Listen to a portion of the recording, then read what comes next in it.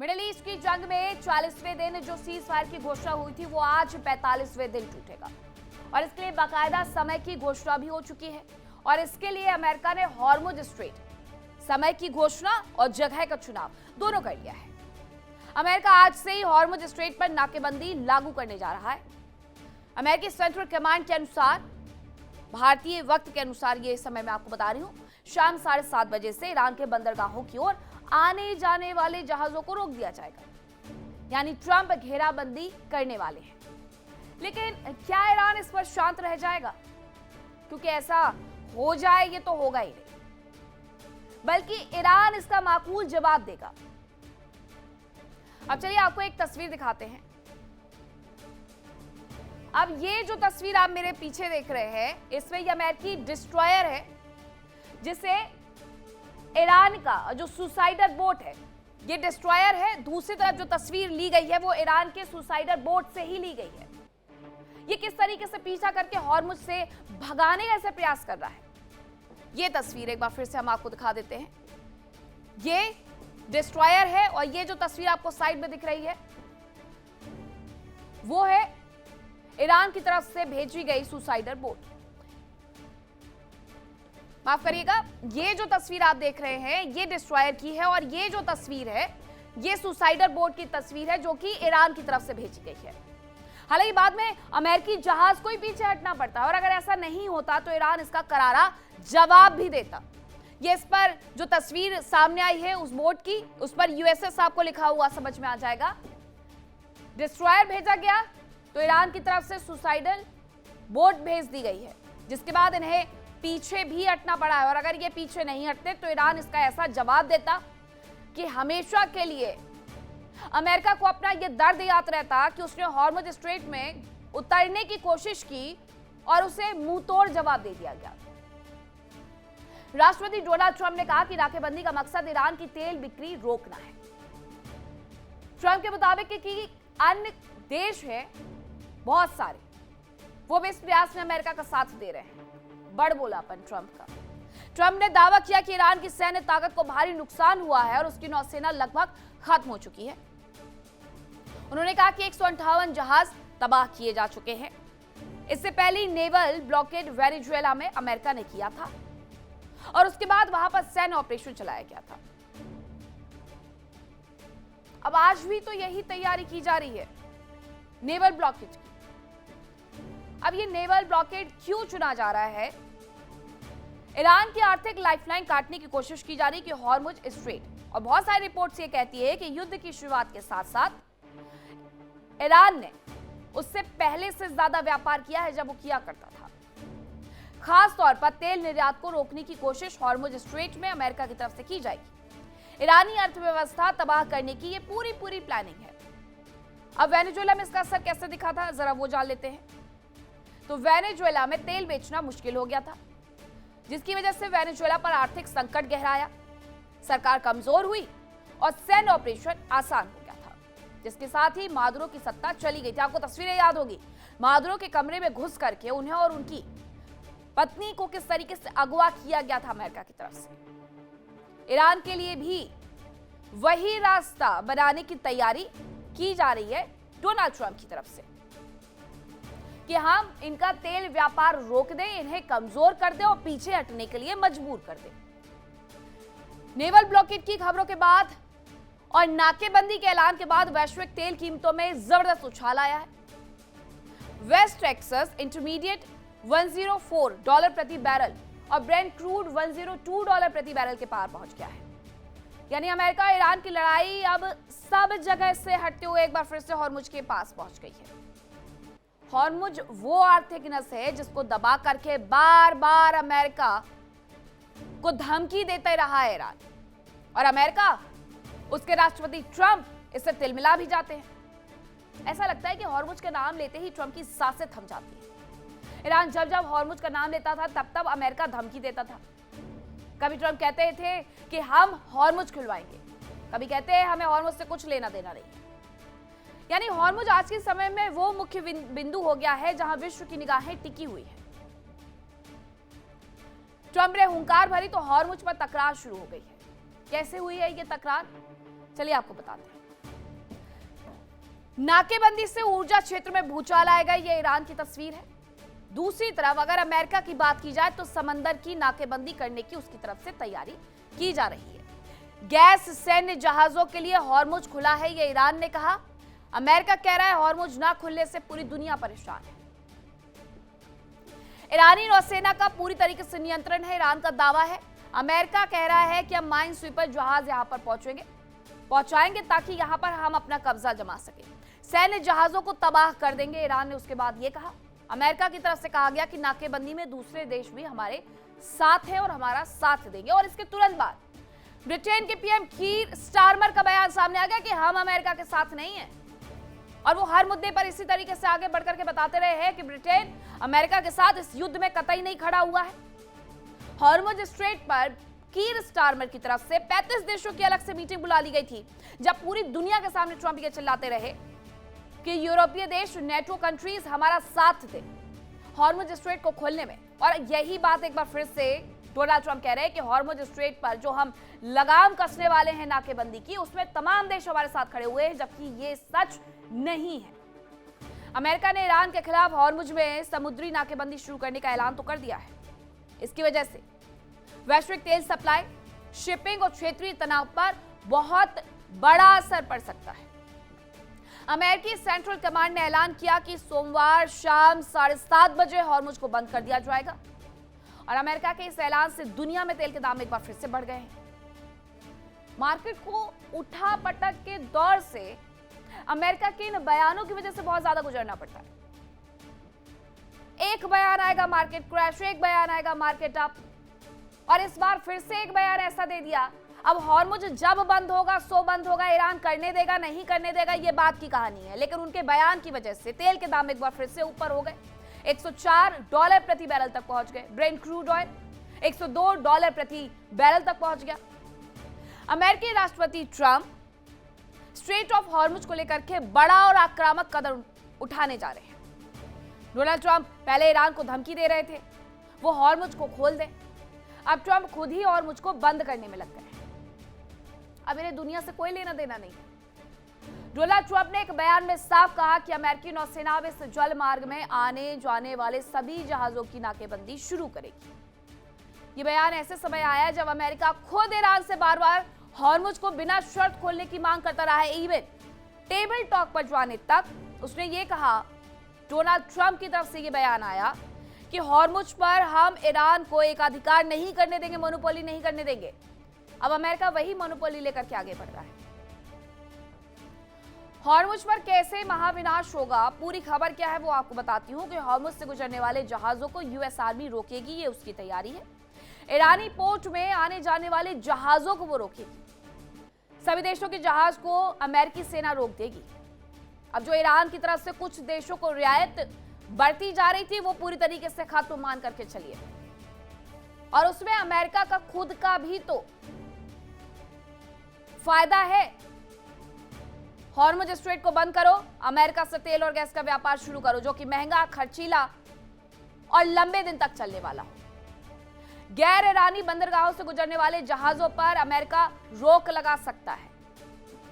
इसके पीछे की वजह यह है कि ईरान की अर्थव्यवस्था पर प्रेशर डाला जाए, ईरान के तेल निर्यात को पूरी तरीके से बाधित कर दिया जाए, हॉर्मुज पर ईरानी टैक्स वसूली को रोका जाए। हालांकि इसके पक्ष में पहले भी कोई नहीं रहा, कोई देश नहीं ये कह रहा था कि ईरान को वहां से टोल टैक्स वसूलने का अधिकार प्राप्त हो जाता है। बड़ा सवाल यह है कि अमेरिकी एक्शन से क्या फिर से एक बार जंग भड़क जाएगी? और ये तो जंग भड़काने वाले ही कदम है ना। क्या आप हमारे घर पर आइए, हमारे घर के बाहर से ताला लगा करके चले जाइए और हम कुछ करें ना? तो ऐसा ही तो ईरान के साथ है कि हॉर्मुज स्ट्रेट तक आइए, हॉर्मुज स्ट्रेट पर नाकेबंदी करिए और ईरान कुछ करे ही ना। तो ये तो अमेरिका एक्शन और जंग भड़काने की तैयारी कर रहा है। ईरान कैसे जवाब देगा अमेरिका को, ये जरा देखना होगा। और कौन कौन से देश अमेरिका का साथ देंगे ये भी बड़ा सवाल है, क्योंकि अमेरिका तो ये कह रहा है कि हमारे साथ बहुत सारे देश है, ब्रिटेन एक तरफ अलग इनकार करते हुए नजर आ रहा है। लेकिन अगर हॉर्मुज बंद हुआ तो इसका असर व्यापक पड़ने वाला है। इसका वैश्विक स्तर पर प्रभाव भी दिखेगा, क्योंकि वैश्विक सप्लाई चेन पर इसका असर पड़ेगा। तेल गैस की कीमतों में बेतहाशा बढ़ोतरी होने वाली है। कई देशों में ऊर्जा संकट पैदा हो सकता है। कई देशों की तरफ से तो ऊर्जा संकट पहले से ही आपातकालीन स्थिति वाला घोषित कर दिया गया है, वो भी तब जब ईरान ये कह रहा है कि कुछ देशों के जहाज जा सकते हैं, कुछ देशों के नहीं जा सकते। बावजूद इसके ऊर्जा संकट दुनिया में है, और अगर अब अमेरिका भी यही करने वाला है कि वो हॉर्मुज स्ट्रेट पर नाकेबंदी कर देगा, किसी के जहाज को नहीं गुजरने देगा, तो ये स्थिति और ज्यादा बिगड़ने वाली है। इन सब का जिम्मेदार कौन होगा, सवाल ये। वो लोग होंगे कथित तौर पर जो शांति के ठेकेदार बनते हैं, मिस्टर डोनाल्ड ट्रंप। अब चलिए जान लेते हैं कि क्या वैश्विक असर पड़ सकता है इसका। तो वैश्विक सप्लाई चेन पर असर बिल्कुल पड़ सकता है। समुद्री व्यापार इसकी वजह से धीमा हो जाएगा। बीमा लागत बढ़ सकती है, और बीमा लागत तो अभी भी जहाजों की बढ़ी हुई है। कितनी सारे जो कंपनियां हैं वो बीमा देने से साफ तौर पर इनकार कर रही हैं, या उन्होंने दरों में इतना ज्यादा इजाफा कर दिया है कि लोग अपनी शिप का बीमा करवा ही नहीं पा रहे हैं। शेयर बाजार में इसकी वजह से गिरावट भी आ सकती है, और विकासशील देशों के लिए संकट गहराएगा। तेल और गैस की कीमतों में उछाल होगा, सो अलग। हालांकि ईरान ने हाल ही में एक मैप जारी किया। ईरान ने मैप के माध्यम से बताया कि अब सारे जहाज किस रास्ते से गुजरते हैं और किस रास्ते से ये जहाज गुजरेंगे। ईरान ने बताया कि पहले वाले रास्ते अब बंद है, और उसकी सीधी सी जो वजह है वो ये है कि वहां पर माइंस बिछी हुई है। और माइंस बिछाने के बाद खुद ईरान भूल गया है कि उनकी लोकेशन क्या थी। दुनिया भर के लिए इन तीन देशों ने बवाल खड़ा कर दिया। अब आपको बताते कि हॉर्मुज में ईरान ने कितनी समुद्री माइंस बिछाई और किस तरीके से इलाके के लिए इसे और ज्यादा खतरनाक बना दिया गया। पहले ये जरा आप मैप देख लीजिए। माइंस बिछा दी गई है इस पूरी जगह पर, इतनी सारी माइंस बिछाई गई हैं 6000, जिसके बाद आधी को लोकेट करना ईरान भूल गया है। आधी वो पानी के साथ बह गई, आधी को अभी तक वो जान ही नहीं पा रहे हैं कि आखिरकार हमने जल्दबाजी में बिछाया कहां था। अब इसमें आप जरा ये समझिएगा पहले कहां से जहाज गुजरते थे, क्योंकि इनकी तरफ से एक ऑप्शनल रूट दिया गया। इन्होंने वो पुराना वाला हॉर्मुज का रूट नहीं खोला, बल्कि उसके साइड का रूट दिया गया। पहले जहाज इस मार्ग से होकर के गुजरते थे कुछ इस तरीके से, अब इसे थोड़ा और बढ़ा करके बताया गया है कि अब यहाँ लकर आइलैंड होकर के जहाज गुजरेंगे। और इसके पीछे की वजह यही है कि यहाँ पर जो माइंस बिछाई गई थी, आधी से वो पानी के साथ बह गई हैं, और आधे से ज्यादा माइंस ऐसी हैं जिसके बारे में ईरान भूल चुका है। कितनी यहाँ पर जो समुद्री माइंस है वो बिछाई गई है, जरा वो जान लीजिए। 1 2 3 नहीं, बल्कि 6000 समुद्री माइंस इनकी तरफ से बिछा दी गई हैं ईरान ने हॉर्मुज के अंदर। आप जरा सोचिएगा, पता नहीं ईरान ने क्या सोच करके ये तैयारियां की, जबकि ईरान ये बहुत अच्छे से जानता था कि आने वाले वक्त में उससे हॉर्मुज स्ट्रेट को खोलना होगा। बावजूद उसके इसने इस तरीके से तैयारी की कि हॉर्मुज के अंदर 6000 समुद्री माइंस बिछा दे, और ये माइंस समुद्र की सतह से नीचे छिपी हुई हैं। रडार और सामान्य स्कैन से इन्हें पकड़ना बेहद मुश्किल हो गया है, इसलिए ये ट्रैक नहीं हो पा रही है। और ये तेल टैंकर के लिए सबसे बड़ा खतरा है, कब किस तेल टैंकर से टकरा जाए और ब्लास्ट हो जाए। सिर्फ हॉर्मुज ही नहीं बल्कि पूरे रीजन में इन्होंने माइंस बिछा दी, ऐसी आशंका है। तेहरान के पास सुरंगों को, इन माइंस को हटाने की कोई क्षमता नहीं है, वो इतने कैपेबल ही नहीं है। बिछा के चले गए, बारूद लगा के चले गए, लेकिन कैपेबिलिटी शून्य उसे हटाने की। और दुनिया का 20% तेल जब इसी रास्ते से गुजरता है तो आशंका और ज्यादा बढ़ जाती है कि अगर कभी इन समुद्री माइंस से कोई जहाज टकरा गया तो उसके बाद आगे क्या। हॉर्मुज स्ट्रेट से ऐसी तस्वीरें आने वाली है ना, कि जो बह बह करके माइंस इधर उधर गई हैं, उसके बाद स्थिति बद से बदतर हो जाएगी। हॉर्मुज स्ट्रेट में घेराबंदी या नाकेबंदी से वैश्विक तेल आपूर्ति ठप हो सकती है, पेट्रोल डीजल की कीमतें आसमान छू सकती हैं, और ये हमारे देश भारत समेत दुनिया भर में भयंकर महंगाई लाएगा।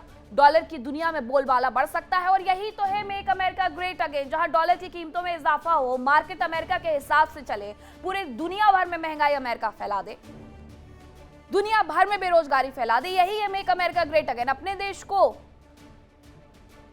ग्रेट नहीं बनाना है, बल्कि जो देश ग्रेट बन रहे हैं उन्हें नीचे लेकर के आना है, तब जाकर के मेक अमेरिका ग्रेट अगेन होगा। समुद्री व्यापार मार्गों में युद्ध जैसी स्थिति इसकी वजह से पैदा हो सकती है, और हो सकता है कि चीन और अमेरिका सीधे तौर पर टकरा जाए, क्योंकि ईरानी तेल से ज्यादा फायदा चीन को ही होता है।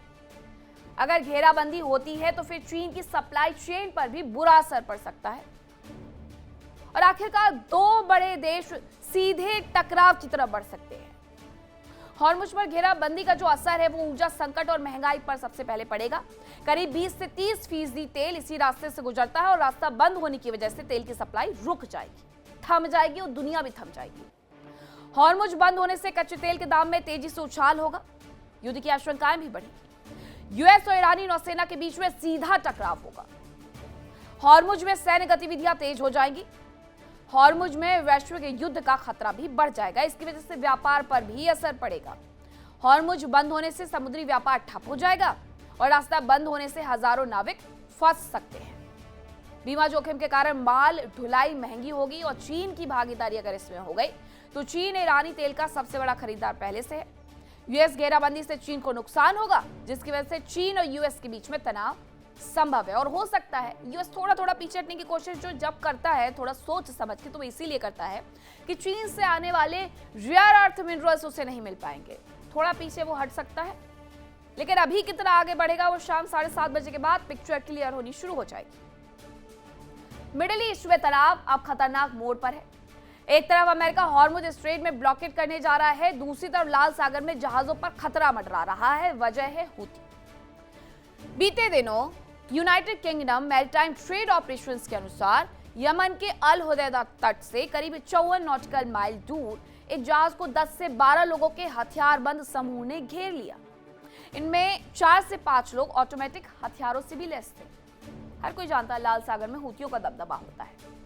हमलावरों ने जहाज को रुकने का आदेश दिया, लेकिन कप्तान ने इनकार कर दिया। इसके बाद हमलावर जहाज के करीब आकर उस पर चढ़ने की कोशिश करने लगे। स्थिति बहुत ज्यादा तनावपूर्ण हो गई थी, लेकिन कप्तान की सूझबूझ से एक बड़ा हादसा टल गया। जहाज से फ्लेयर दागा गया, जिसके बाद हमलावर पीछे हट गए और दक्षिण पूर्व दिशा में भाग गए। लेकिन यह साफ हो गया कि लाल सागर में खतरा लगातार बढ़ते जा रहा है। अक्टूबर 2023 में ही यमन के हूती विद्रोही इस इलाके से जहाजों को निशाना बना रहे हैं। इसकी वजह से वैश्विक व्यापार पर असर पड़ा और इस जहाज पर हमले का शक भी हूतियों पर है। हूतियों के हमले के बाद पहले कई बड़ी शिपिंग कंपनियों ने अपने जहाजों को अफ्रीका के केप ऑफ गुड होप के रास्ते भेजना शुरू कर दिया था, जिसके कारण इसका सफर 10 से 14 दिन तक लंबा हो गया और लागत उससे ज्यादा बढ़ गई थी। दूसरी तरफ हॉर्मुज स्ट्रेट में हालात और ज्यादा विस्फोटक है। ईरान के IRGC ने साफ कर दिया है कि हॉर्मुज में दुश्मन की कोई भी गलत हरकत जानलेवा साबित होगी।